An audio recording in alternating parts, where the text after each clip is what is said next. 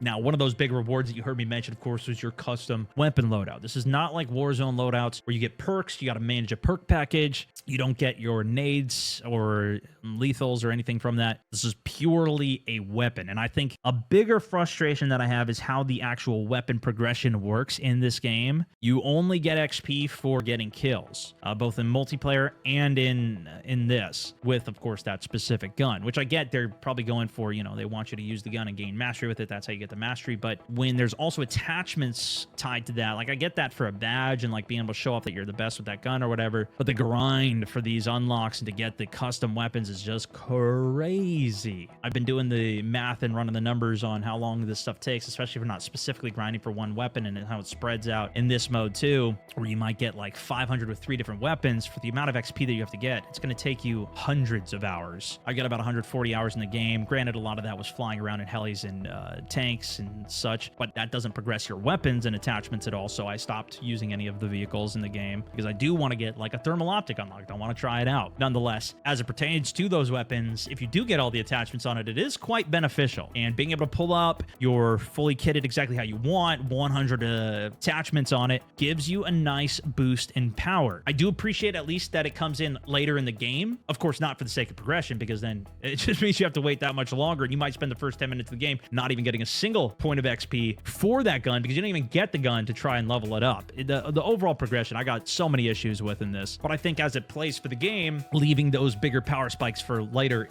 is nice. I feel like this game doesn't even need it personally. If they just had this, I like the attachment system that they have where you pick up the base gun and then you could throw a kit on it, and it's basically like finding an attachment, but rather than having to find the specific 4X and ask your teammate for the 4X, I've played so much of PUBG trying to deal with that attachment management. It gets annoying, especially trying to communicate with the team just around the bag system, let alone playing. Like, I'd rather just play the game and shoot people and have fun. The looting system's not always the most fun for me, but I do think this is a nice solution where it's like you can get the attachment that you want. You can upgrade to the optic, get the extended mag, or build it for accuracy. You could build the gun how you want to, but it'd almost be better if even the weapon loadout wasn't like your full loadout that you got, but maybe it just lets you choose that specific gun that, oh, you want to find the KTS, but you can't find it on the ground. You could get the KTS out of the weapons crate and then use those upgrade kits to max that gun up real quick and get it up to gold or something and let you go further than purple for the base kit. Now, I get that they're going for the Warzone aspect with this, where they want you to grind the weapons, probably buy some blueprints and whatever as things come out, maybe in the future, I don't know, but I feel like they're kind of on the right track here for something that could be insanely good, but it's just really, I think it's going to turn into more of a pain. At least that's what I'm seeing the more time that I've now put into the game.